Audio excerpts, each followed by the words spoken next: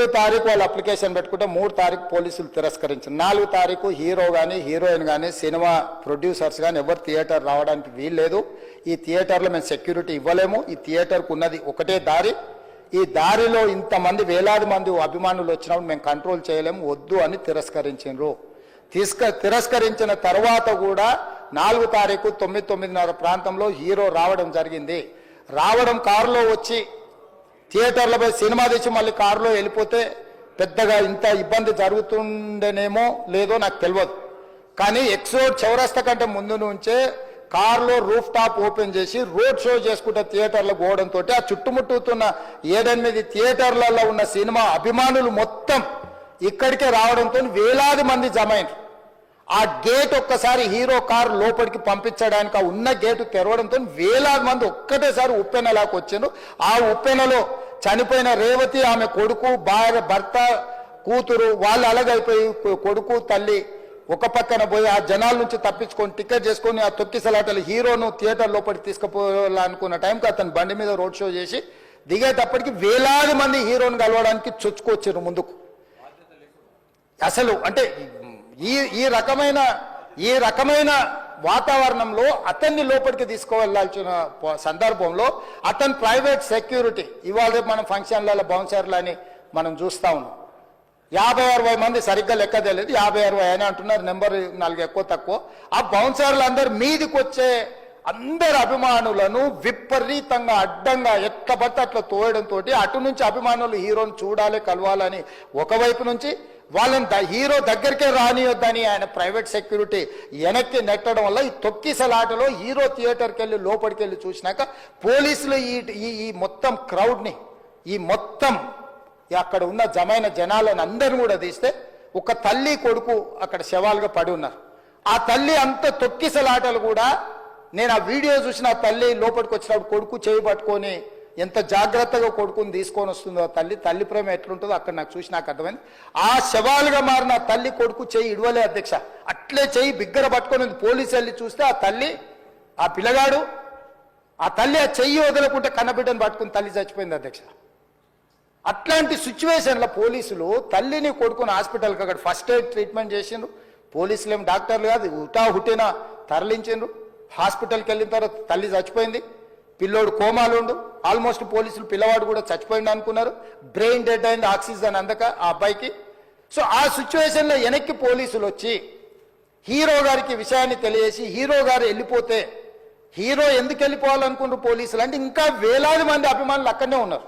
Hero గారు థియేటర్లో కూర్చొని ఉండడం వల్ల సినీ ప్రముఖులు ఉండడం వల్ల ఈ బయట జమైన వేలాది మంది అభిమానులు అక్కడ నుంచి పోకుండా అక్కడనే ఉండడంగా థియేటర్ లోపల కూడా బాల్కనీలో టాప్ బాల్కనీలో హీరో కూర్చుంటే కింద నేల కింది నుంచి పై వరకు వెనక్కి తొక్కుట పైకెక్కి హీరో చేతులు కలపాలని కోతులు ఎగబడ్డట్టు కోట మీదకి కోతులు ఎగబడ్డట్టు ఉల్టా పైకి తొక్కిసలాట జరిగింది అధ్యక్ష.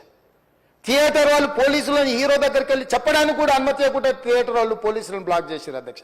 ఎప్పుడైతే హాస్పిటల్లో తల్లి చచ్చిపోయిన పిల్లగాడు కూడా ఆల్మోస్ట్ చావు నోట్లో ఉన్నాడు అని తెలిసి పోలీసులు వచ్చి ఏసీపీ వెళ్ళి చెప్పడానికి పోతే థియేటర్ సిబ్బంది లేదు హీరో దగ్గరికి వెళ్ళడానికే వీళ్ళదని చాలాసేపు పోలీసులను కూడా హీరో దగ్గరికి పోనీయలేదు అధ్యక్ష వాళ్ళ ప్రైవేట్ వీళ్ళు.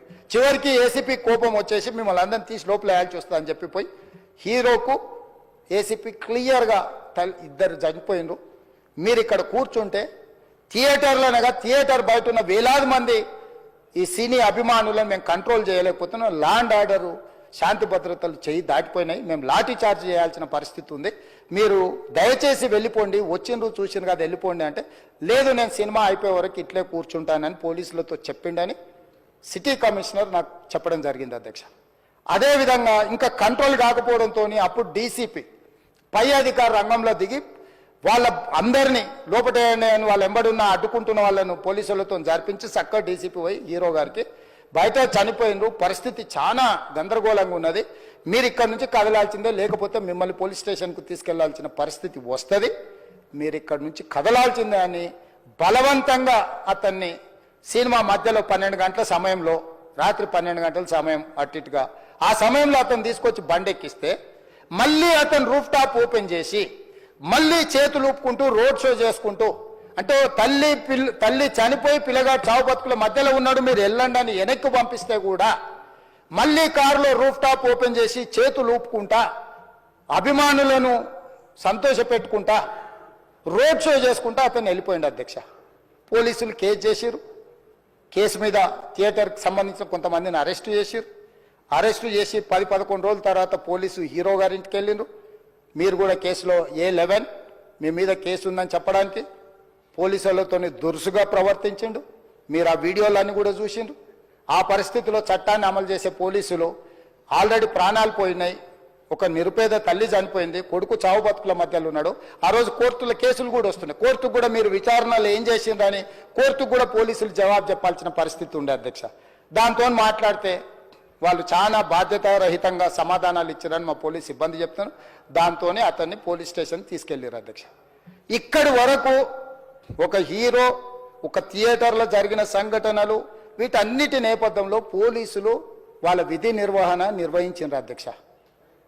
ఎప్పుడైతే అతను పోలీస్ స్టేషన్కు తీసుకెళ్ళిరో కొన్ని రాజకీయ పార్టీలు పైశాచికంగా ఎంత నీచంగా నన్ను తిట్టుకుంటా పోస్టులు పెట్టినరంటే, అంటే తెలంగాణ समाजంలో మలక్పేట్ बलाला साहब के कॉन्स्टिट्यूंसी के वोटर है उन लोग मलकपेट के छोटे नौकरी, उसका नौकरी अकबर साहब वो 30,000 नौकरी करता है, उसके परिवार में कोई कमाई नहीं है.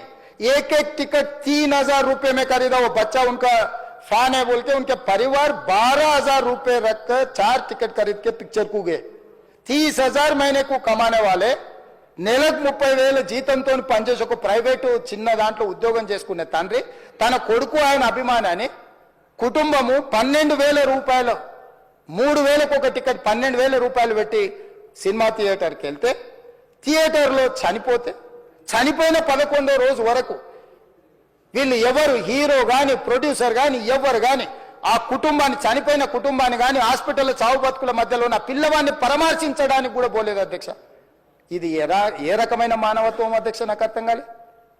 ఇలాంటి మానవత్వం లేకుండా వ్యవహరించిన వాళ్ళను పోలీసులు విధి నిర్వహణలో భాగంగా పోలీస్ స్టేషన్కు తీసుకెళ్తే ఒక ఆయన ట్విట్టర్లో పెడతాడు అడ్డగోలుగా 10 ఏళ్ళు మంత్రి చేసి ఉద్యమాలు చేసినామని చెప్పుకునేటోళ్ళు, ఉద్యమాల సమయంలో సినిమా షూటింగ్లో జరగొద్దని దాడులు చేసిన వ్యక్తులు ఇవాళ అతను భగవత్ స్వరూపుడు. అసలు అతన్ని పోలీసులు ముట్టుకుంటారా?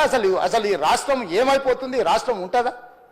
ఈ రకంగా రాజకీయ పార్టీలు అధ్యక్ష, రాజకీయ పార్టీలు ప్రజాప్రతినిధులుగా చనిపోయిన ప్రాణాల విలువ లేకుండా చావుకు కారణమైన ప్రత్యక్షంగా పరోక్షంగా అయిన వాళ్ళని పోలీస్ స్టేషన్కు విచారించడానికి పిలిస్తే కూడా అది కూడా తప్పుపట్టి ప్రభుత్వాన్ని బద్నాం చేయాలి, ముఖ్యమంత్రిని తిట్టాలని ఎంత నీచమైన భాష వాడింది అధ్యక్ష. యూట్యూబ్లలో మీరు చూడండి. నాకేముంటుంది అధ్యక్ష? ఏంది ఆ సినిమాకు స్పెషల్ రిలాక్సేషన్స్ ఇచ్చి ఇవాళ సినిమా ఏదైతే వ్యాపారం చేసిందో సినీ పరిశ్రమను ప్రోత్సహించాలని మొదటి వారం అత్యధికంగా సినిమా ధరలతో టికెట్లు అమ్ముకోవడానికి, స్పెషల్ షోలు వేసుకోవడానికి, బెనిఫిట్ షోలు వేసుకోవడానికి ప్రత్యేకమైన అనుమతులు ఇచ్చింది నా ప్రభుత్వమే కదా, మా ప్రభుత్వమే అధ్యక్ష. సినీ పరిశ్రమను ప్రోత్సహించాలనే మా విధానం. ప్రోత్సహించే క్రమంలో తెలంగాణ ప్రజల ప్రాణాలు తీసుకుంటే కూడా వాళ్ళని ఏమనొద్దానంటే మీరు లా చేయండి అధ్యక్ష. మరి స్టేట్కు లా అథారిటీ ఉందో లేదో నాకు తెలియదు, కానీ star, film star, super stars or political stars is having some special privilege. If they murdered anyone also we need not to prosecute or otherwise we need not to book any case against these personalities అని మనం మీరు చట్టం చేస్తా అంటే సినీ ప్రముఖులకు కానీ రాజకీయ ప్రముఖులకు కానీ స్టార్లని ఫీల్ అయ్యే వాళ్ళ పట్ల ప్రత్యేకమైన చట్టం ఉంటుంది. వాళ్ళ మీద కేసులు పెట్టొద్దని మీరు ఏమైనా చట్టం చేస్తే ఆ చట్టం అమలు చేస్తాం అధ్యక్ష. ఈ రోజున్న డాక్టర్ బాబాసాహెబ్ అంబేద్కర్ ఇచ్చిన చట్టం ప్రకారము దీనికి కారణమైన వాళ్ళను ప్రత్యక్షంగా పరోక్షంగా కారణమైన వాళ్ళందరి మీద కేసులు కట్టి పోలీసులు విచారణ చేయాల్సిందే, బాధితులను శిక్షించాల్సిందే అధ్యక్ష. సో ఈ రోజు ఆ కుటుంబాన్ని ఆదుకోవడానికి ఈ రోజు కూడా ఆర్థికపరమైన విషయాల్లో కానీ దీంట్లో కానీ వాళ్ళు ఎవరు పెద్దగా ఆసక్తి, కనీసం సినిమా వాళ్ళు ఒక్కరోజు అతను పొయ్యి వస్తే సినీ ప్రముఖులందరూ అతని ఇంటికి వెళ్ళి అతనికి మొత్తం ఏదో కాళ్ళు చేతులు యాక్సిడెంట్లో పోయినట్టు కన్నీళ్లు గారుస్తారు. ఈ సినీ ప్రముఖులు ఒక్కరైనా హాస్పిటల్కి పోయినరా అధ్యక్ష? నేను సూటిగా తమ ద్వారా సినీ ప్రముఖులను నేను అడుగుతున్నా అధ్యక్ష. తల్లి చనిపోయి 9 సంవత్సరాల పిల్లగాడు బ్రెయిన్ డెడ్ అయ్యి ఆక్సిజన్ అందక 20 రోజుల నుంచి హాస్పిటల్లో కోమాలో ఉంటే ఈ సినీ ప్రముఖులు ఒక్క రోజు కోసం పోలీస్ స్టేషన్ పోయిన ఇంటికాడ క్యూ కట్టి ప్రభుత్వాన్ని తిడుతుండ్రు, నన్ను తిడుతురు, అతన్ని పరామర్శిస్తున్నారు. ఏమైంది అధ్యక్ష? అతను కాలు పోయిందా, కన్ను పోయిందా, చేయి పోయిందా, ఏమైనా కిడ్నీలు దెబ్బతిన్నా, ఏమైంది? అతన్ని ఇంతమంది సినీ ప్రముఖులు పరామర్శించారు, కలిసిండ్రు, అభినందించారు. కానీ ఆ పిల్లగాన్ని కనీసం అన్న పరామర్శించడానికి సినీ ప్రముఖులు ముందుకు రాలేదంటే సినిమా ఇండస్ట్రీలో ఉన్న ప్రముఖులు ఏం ఆలోచన చేస్తుండ్రో, ఏం కోరుకుంటుండ్రో నాకైతే తెలియదు. 100% जो भी अकबरुद्दीन ओवैसी साहब ने जो मुद्दा उठाए, वो मुद्दा के लिए मैं ये बात कह रहा हूं, सचमुच बोल रहा हूं, ये शर्म की बात है. 20 दिन के बाद भी इतने एक दिन के लिए उनको पुलिस स्टेशन को लेकर गए तो हाई कोर्ट भी इमीडिएट अजर्नमेंट मोशन, लंच मोशन ले लिए, उनका बेल भी दे दिए, सब कुछ. आधी रात को 11-12 बजे अपने लोग बोल रहे थे जेल का दरवाजा खोलो, 12 बजे उनको छोड़ो. अरे भाई कहां है प्रोविजन? कहां से छोड़ू मैं? कोई मेरा घर का मामला नहीं है. मेरा घर का मामला है तो मेरा गेट निकाल के आने वाले जाने वाले को मैं बोल सकता हूं. जेल का दरवाजा मेरा हाथ में नहीं है, कानून के हिसाब से चलाने का है मेरे को. रात 12 बजे अरे वो फिल्म स्टार है उसको छोड़ दो. भाई अगला दिन मैं रहे तो ना फिल्म स्टार को छोड़ने के लिए. अगर आधी रात को 12 बजे किसी को जेल से छोड़ने का कोई लॉ है तो बोलो, मैं भी लागू करता हूं. तो इसीलिए ये इतने फिल्म स्टार कोई भी दवाखाने तक नहीं गया, छोटे बच्चे को नहीं देखा अकबर साहब.